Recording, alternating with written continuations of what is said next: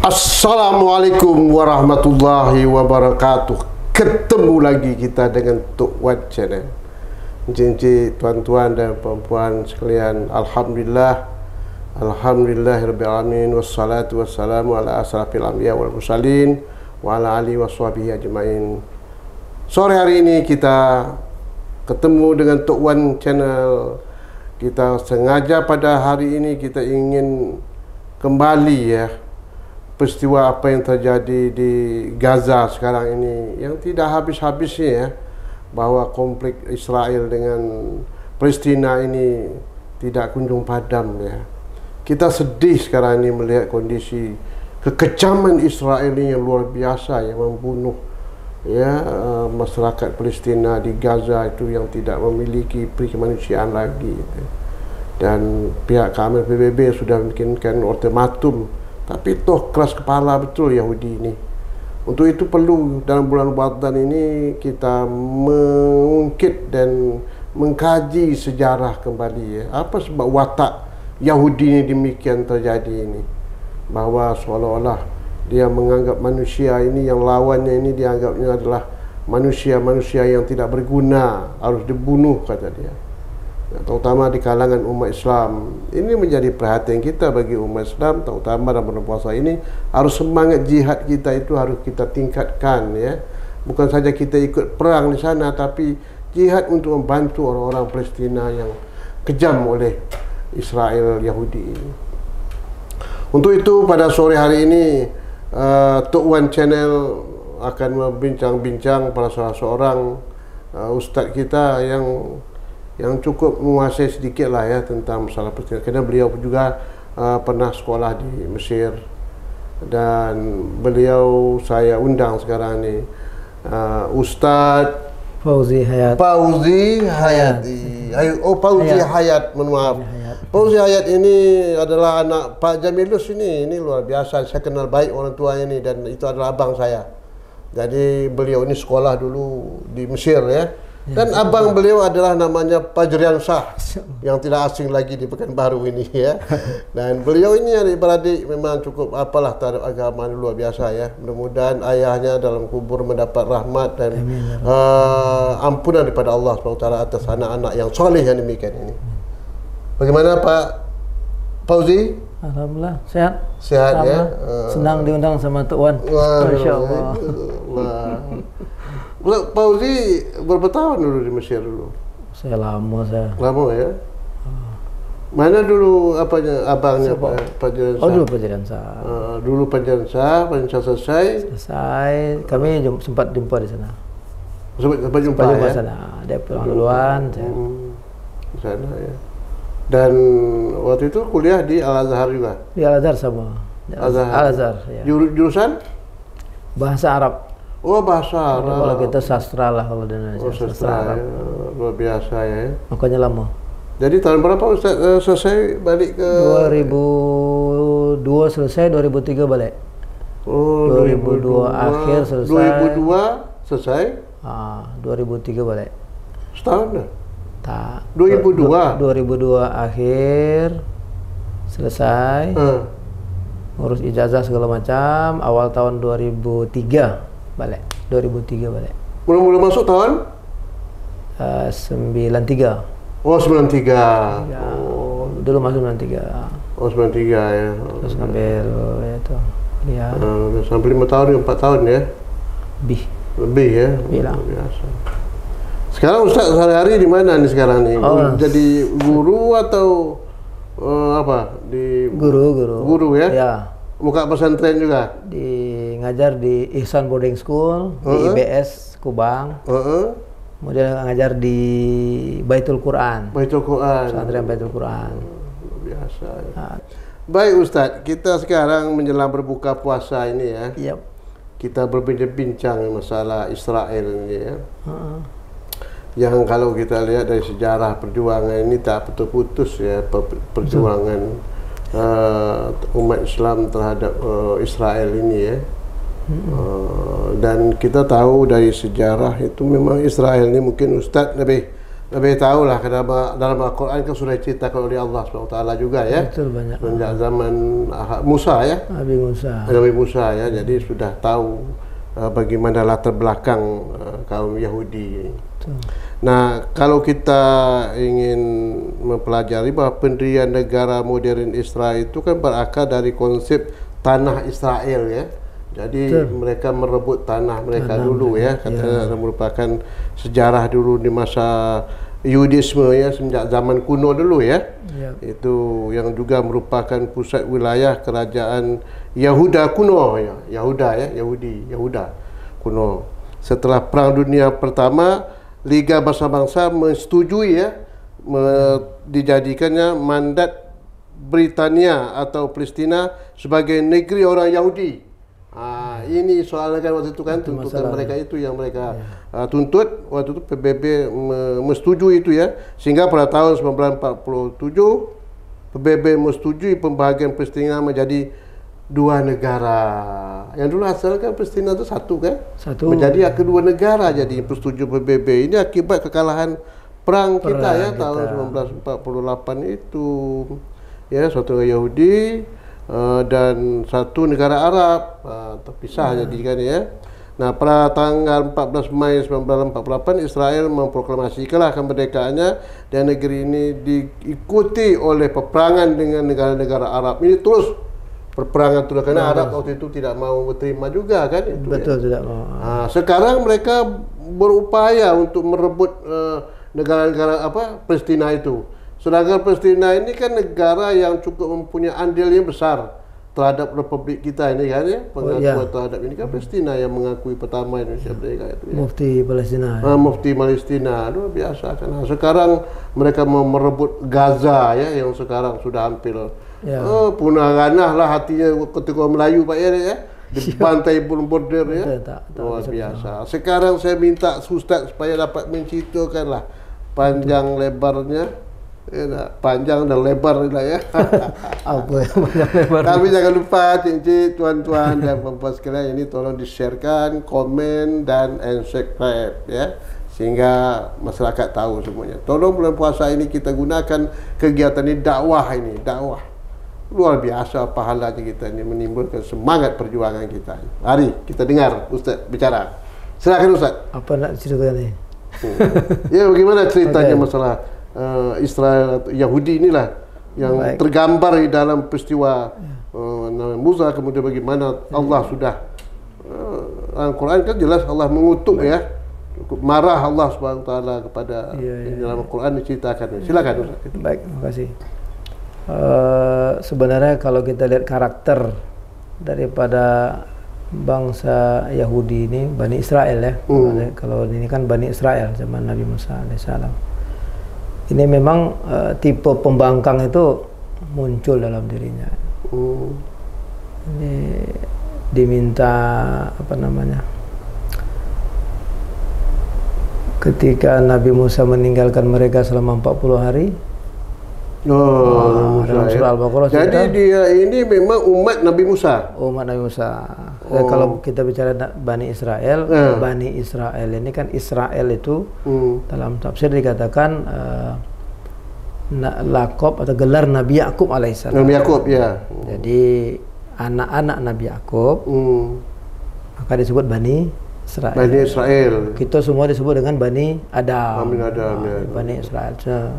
Dia memisahkan diri, dia lebih baik istilah Israel itu dari anak-anak Nabi Yakub, Bani Israel.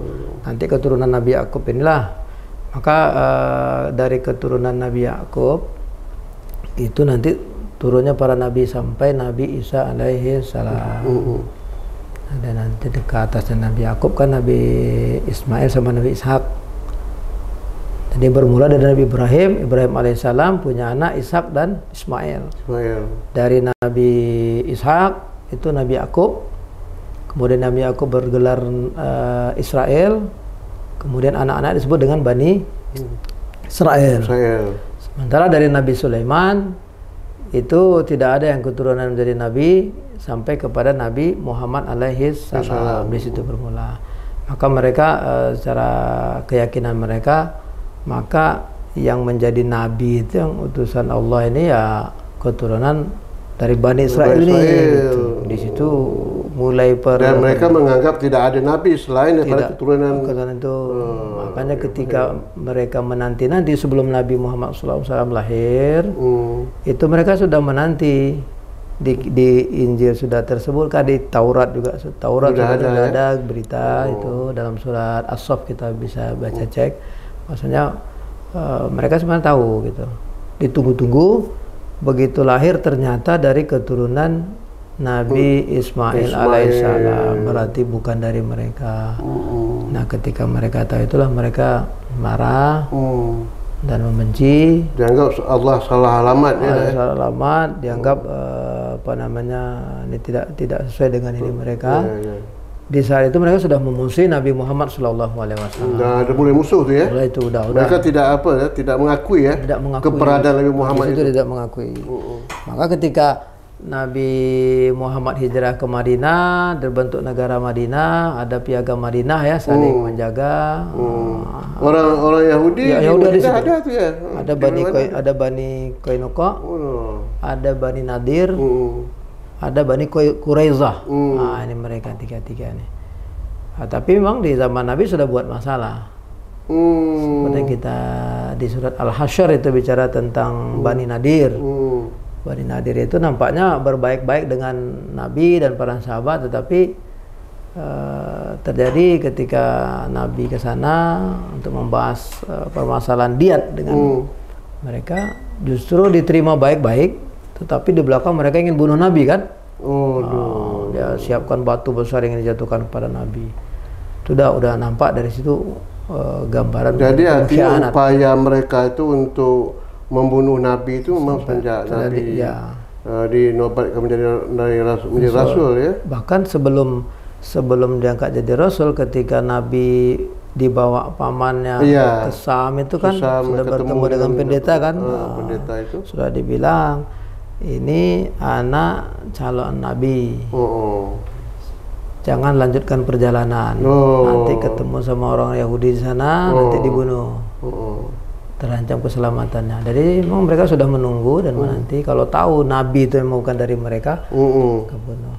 Itu Bani Nadir ya, Bani Nadir yang akhirnya terhukum mereka diperangi oleh Rasulullah, dikepung yang selama 6 hari. Mereka akhirnya dengan persenjataan itu, dengan perang, dengan pengepungan itu mereka akhirnya menyerah. Ya tadi itu dengan bahasanya bahasa kekerasan memang mereka itu.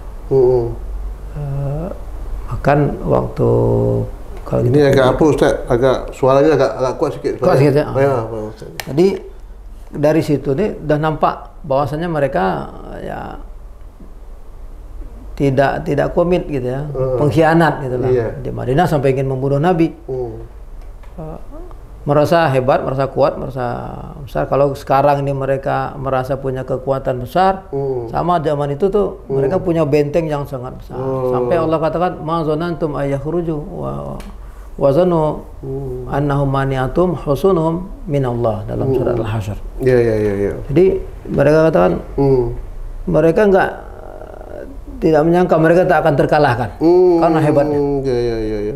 Kemudian kaum muslimin pun merasa berat untuk mengalahkan mereka. Mazanantum ayakhruju, kalian enggak mereka.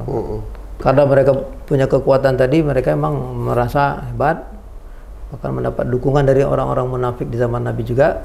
Waktu itu diberi semangat, tapi ternyata ketika sudah dikepung ya Allah Subhanahu wa taala Maha berkehendak.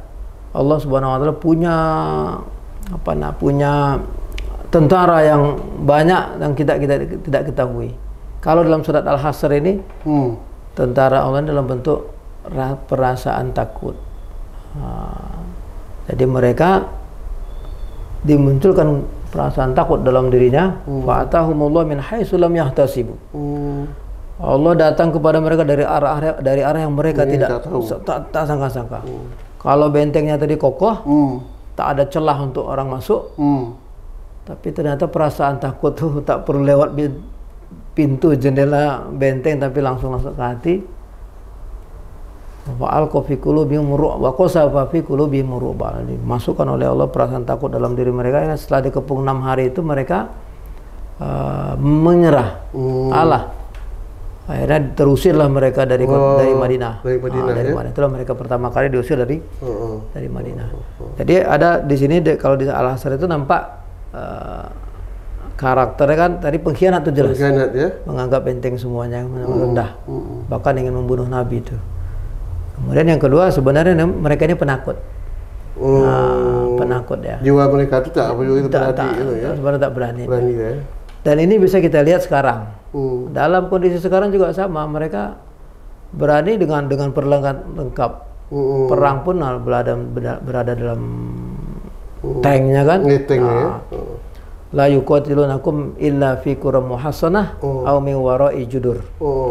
Jadi mereka tidak memerangi kalian kecuali di kampung-kampung atau benteng-benteng yang kuat atau di balik tembok. Jadi dia tak kalau berhadapan tak takut dia. Takut ya. Tak berani. Itu karakter mereka di situ. Nah, sekarang juga sama. Kira-kira seperti bentuknya. Kemudian juga di Madinah waktu itu juga ada zaman Nabi Bani Qainuqa. Bani Qainuqa ini sama melecehkan seorang wanita muslimah. Akhirnya mereka terusir dari Madinah sama. Kemudian nanti ada Bani Quraisyah juga berkoalisi dengan Quraisy melawan Rasulullah SAW. Padahal mereka sudah punya kesepakatan. Nanti yang pengkhianatnya mana karakter mereka.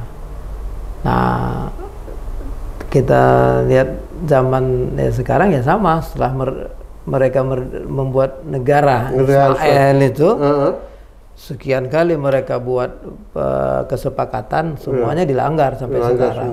Mulai dari Israel yang kecil jadi besar-besar, bahkan berapa habis umur Arafat presiden Palestina dulu untuk sekian tahun, puluh tahun ya berjuang itu ya, berjuang dan mereka buat kesepakatan. Jadi kalau Arafat kan pinginnya jalur diplomasi untuk menyelesaikan sampai beliau wafat tak tercapai. Maka emang tidak bisa dengan jalur diplomasi Israel yang tidak bisa.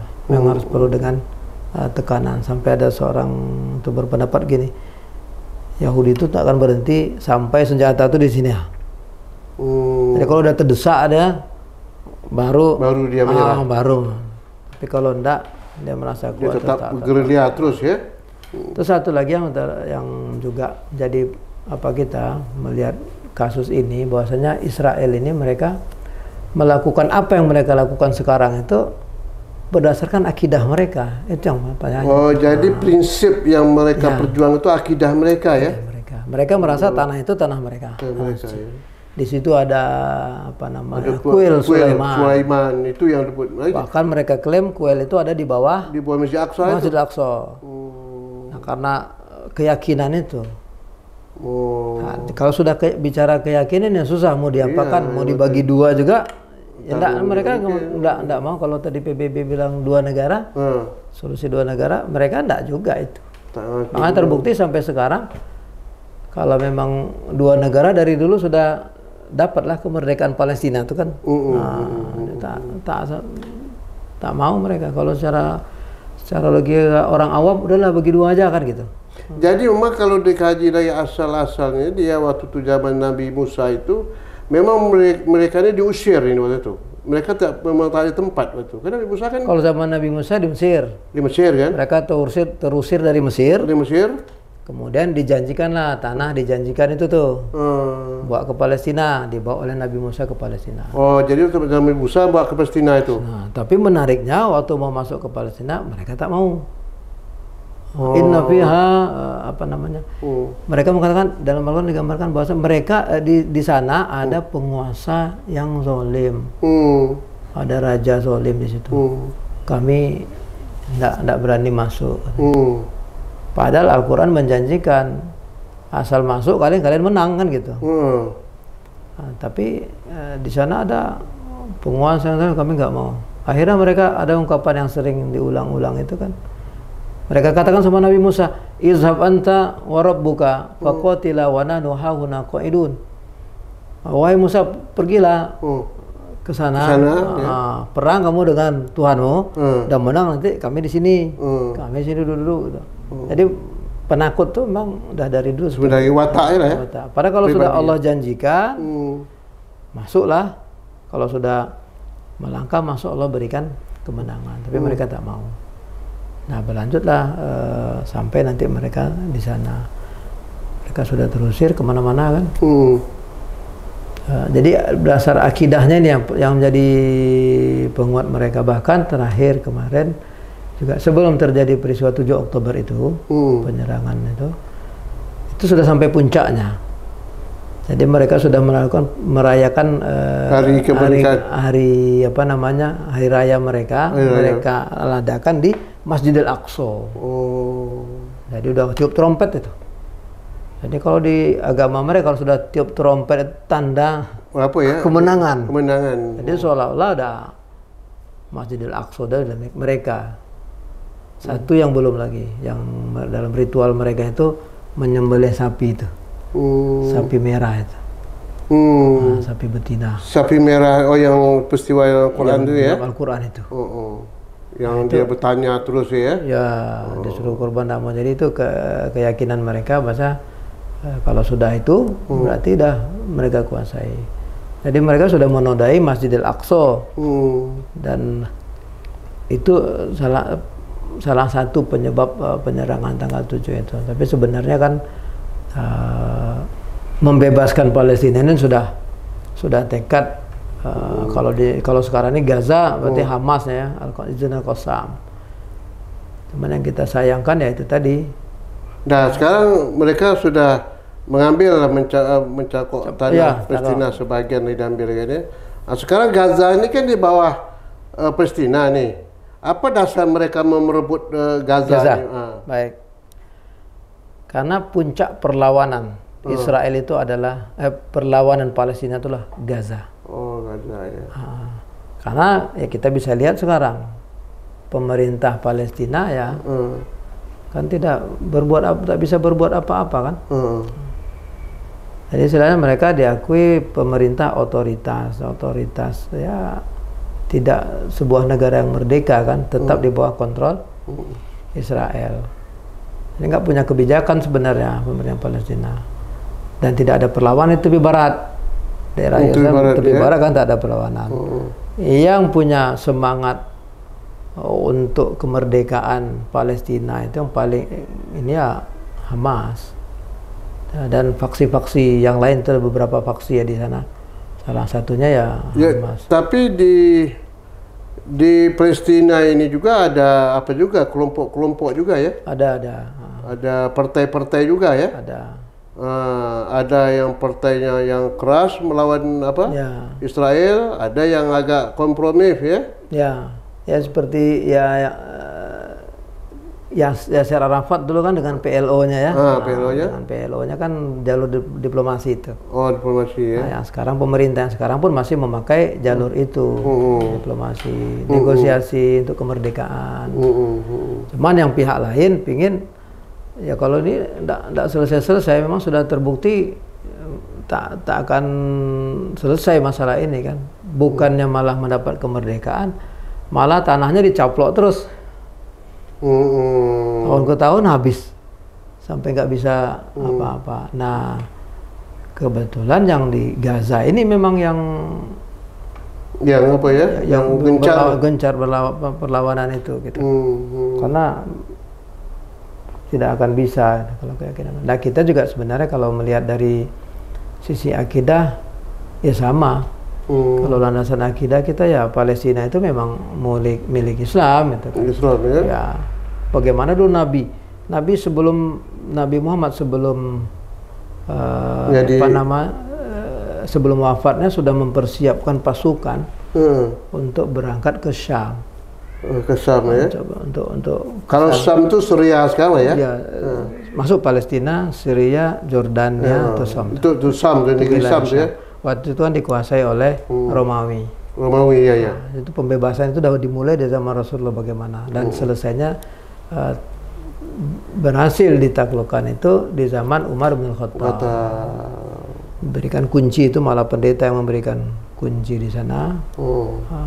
Al-Aqsa ini diserahkan ke muslimin. Sepertinya nih dia lebih yakin bahwasanya bila Islam yang memegang lebih aman diserahkan. Memang setelah ditaklukkan terbuka Palestina di tangan Islam. Kemudian berlanjut, akhirnya terjajah lagi, Salahuddin yang membebaskan, ya kan. Salahuddin ya. Salahuddin di zaman Umar, setelah bisa Umar direbut oleh Umar berkata dialah yang membuka kota Palestina itu kan ya. Kemudian dia taklukkan. Hidup damai di situ, ada Yahudinya ada juga, ada ya? Nasraninya ada, Muslimnya ada. Dan tidak terjadi satu gejolak waktu itu ya. Ada. Masuk zaman Salahuddin sama juga demikian. Nah, ketika dipegang sama yang lain, justru selain umat sampaikan justru terjadi konflik kan. Seperti sekarang bukan hanya umat Islam yang dibantai, yang Nasrani pun dibantai kan sama mereka kan, dihabisin. Nah, ingin menguasai karena mereka merasa mereka penguasa dunia. Ya, sekarang kan kita kan bagaimanapun dalam sejarah Palestina itu kan ada masalah Masjid Aqsa itu kan berada di Palestina itu ya, Yerusalem ya. Itu kan suatu bukti bahwa Nabi dari sanalah Nabi berangkat ya, melakukan Isra Mi'raj ya, ke langit di Masjid Aqsa itu. Nah, waktu itu kan masjid ini kan memang di bawah apa kan, di bawah umat Islam itu kan, umat Nabi Muhammad lah. Waktu itu belum berarti. Oh, belum Nabi ya. kan masih di Mekah tuh. Oh, belum Mekah ya. Belum. Tapi waktu itu kan Masjid Aqsa ini kan sudah ada semenjak. Sudah ada. Semenjak Masjid Al-Aqsa masjid kedua yang dibangun di muka bumi, yang bangun Nabi Adam. Nabi Adam. Oh, peristiwanya itu ya. Ya, kalau masjidnya ya, yang pertama dibangun Ka'bah, kemudian Masjidil Aqsa, masjid yang kedua dibangun di muka bumi. Jadi sejarahnya udah panjang. Oh, Masjid Aqsa itu ya. Masjid Aqsa. Oh, lalu waktu itu ini ditakluk oleh Islam. Ya. Masuknya umat Muhammad lah ya. Negeri itu dikuasai oleh Romawi zaman itu. Romawi ya. Zaman Nabi Muhammad itu masih Romawi. Di situ ada dua negara besar dulu adidaya. Antara Romawi dan apa ya? Persia sama Romawi. Kalau Persia kan daerah Iran sana ya. Iya. Jadi waktu itu Nabi sudah bisa ya menguasai. Nabi belum, waktu itu belum. Nabi singgah di sana itu belum. Waktu Isra Mi'raj itu belum di tangan umat Islam belum. Oh, belum. Karena Islam belum luas, masih Mekah kan. Oh, masih Mekah. Oh, Mekah. Belum sampai ke sana ya, belum betul ya. Masih di Mekah itu. Nah, kalau menurut Al-Qur'an tentang perjalanan Nabi dari Mekah ke Palestina ni, ke Masjid Aqsa itu, jalur itu waktu itu apa dasar Allah menaikkan Nabi dari Masjid Aqsa ni ke Mi'raj ke mungkin kalau kita ambil hikmah ya, paling kita bisa membaca hikmahnya yang menunjukkan bahwasannya umat Islam itu satu. Jadi nabi-nabi ini satu ya. Jadi banyak sejarah para nabi banyak di Palestina. Palestina itu, Yerusalem. Di situ banyak beberapa nabi. Bahkan di peristiwa Isra Mi'raj itu, Nabi sholat di Masjidil Aqsa mengimami para nabi. Oh, situ ya. Jadi dihadirkan oleh Allah para nabi di situ. Jadi hubungan itu terus menyatukan kiblat pertama dengan kiblat kedua juga kan. Menggambarkan bahwasanya hubungan erat antara Makkah dengan Masjidil Aqsa. Jadi kita membacanya kalau seandainya Masjidil Aqsa hilang, sebenarnya sama kita kehilangan Ka'bah. Ka'bah ya, insyaallah. Seharusnya membahasakannya begitu. Jadi itu kalau selesai Aqsa, ya mereka nggak sampai di situ, nama Yahudi tidak sampai situ, sampai ke targetnya Mekah. Bahkan dalam protokol mereka, Israel itu bukan hanya di situ. Jadi mereka mengatakan ada istilah Israel Raya.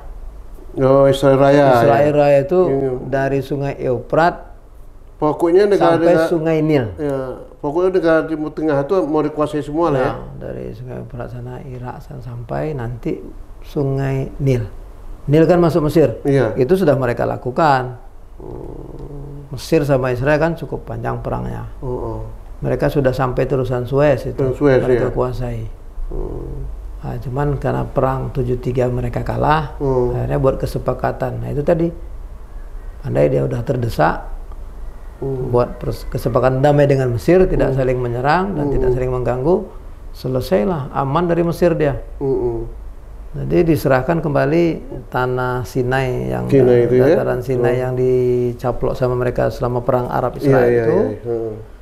Mereka sudah aman dari sisi Mesir. Jadi Mesir karena udah ada kesepakatan nggak nyerang lagi. Tinggallah di situ Syria, Lebanon yang masih diambil. Syria itu tanahnya masih ada. Masih ada yang di bawah dataran tinggi Golan. Itu masih dikuasai oleh Israel. Seharusnya itu tanahnya Syria. Jadi kembali kita tadi, mereka ini bagaimanapun obsesi dia sekarang tuh bahwa daerah Palestina ini mau dikuasai mereka. Ya, mereka terutama Gaza dia apa dulu? Nah, bombardir dulu kan? Target intinya adalah Masjidil Aqsa. Menguasai Masjidil Aqsa. Padahal sebenarnya Masjidil Aqsa bukan di Gaza. Masjidil Aqsa di Yerusalem kan? Yerusalem ya. Nah, di Yerusalem. Cuman di sana nggak ada perlawanan, tuh nggak kuat gitu kan. Di sana posisinya lemah. Yang paling kuat, yang sangat kuat itu ya di Gaza. Nggak ada tawar-menawar kan, mau dibom mau di apa, kita lihat sudah, Masya Allah, masyarakat Gaza itu sudah sedemikian rupa hancur, tapi mereka nggak mau mengalah, nggak mau kalah, nggak mau meninggalkan itu. Mereka tidak mau terjadi nakbah seperti tahun 48. Mereka tinggalkan tanah mereka karena kecamuk perang kan, yang penting selamat dulu lah, mengungsi. Akhirnya mereka bertahun-tahun di pengungsian terus. Jadi kalau ada opsi mereka harus meninggalkan itu, mereka sudah tidak mau. Kan sekarang mereka berada di Rafah, perbatasan Mesir. Itu pun kalau mereka diberi opsi disuruh pindah dulu sampai selesai perang, itu mereka sudah tidak mau. Jadi antara tentara pasukan perlawanan Izzuddin Al-Qassam dengan masyarakat itu emang sudah menyatu. Gitu ya. Jadi mereka siap tempur, yang mereka juga, yang masyarakatnya tetap siap bertahan, bahwasanya di tanah kami tetap di sini. Cuma yang menarik Tuan, kalau Israel bilang mereka punya sejarah di sana, mereka ingin merebut kembali, itu jauh. Karena bisa kita logikakan bagaimana kondisi Amerika, Australia. Amerika itu orang aslinya kan bukan yang sekarang itu kan? Iya. Orang Indian. Dia. Coba kalau orang Indian tuh nuntut juga, cuman tuh Australia, Aborigin. Ya. Jadi logika. Jadi mereka bukan penduduk asli ya. Istilah kalau kita kembali kepada daerah kita ini, mereka bukan penduduk tempatan. Betul. Jadi kalau pakai logikanya Israel, nenek moyang kami di sini dulu ada kuil di sini gitu. Kalau itu dipakai logika nggak masuk. Berarti harus hijrah semua orang Amerika sekarang balik ke Inggris sana kan? Iya. Atau orang Australia kan Inggris juga. Logika awam kita lah ngomong itu. Gitu. Jadi saya melihat dalam segi perjuangan Israel ini di kalangan umat Islam itu kan masih ada juga berpikir bahwa ini dianggap bukan masalah akidah. Ya. Ini yang perlu kita dudukkan ya. Jadi itu adalah masalah wilayah asal muasal gitu kan, mereka ingin merebut itu. Kalau dilihat di kaji apa tadi kan Ustaz mengatakan ini sudah persoalan akidah. Ya, jadi masalahnya kompleks sebenarnya. Kalau bicara masalah akidah, karena mereka mencaplok itu berdasarkan akidah mereka. Mereka kata ini tanah dijanjikan, itu dalam kitab suci kami katanya kan. Dibilang tanah mereka. Nah, tentu akan beradu dengan umat Islam menyatakan ini memang jelas masjid yang kedua dibangun di muka bumi oleh Nabi Adam, berkaitan dengan akidah kita ya, kiblat pertama umat Islam ke sana. Iya, di Masjid Aqsa kan, Yerusalem kan. Maka kalau seandainya kita bicara akidah, emang di situ bicara akidah. Kalau bicara yang lain ya sama juga. Sebenarnya kalau bicara HAM enggak tidak bisa dibenarkan juga dengan HAM pun tak.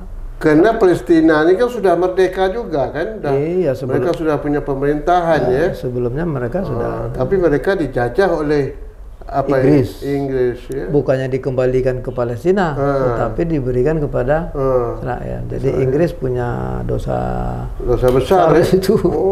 Ya kasih, kemudian ya PBB ketok palu kan. Iya, di sini letak kelemahan itu ya. Di situ masalahnya.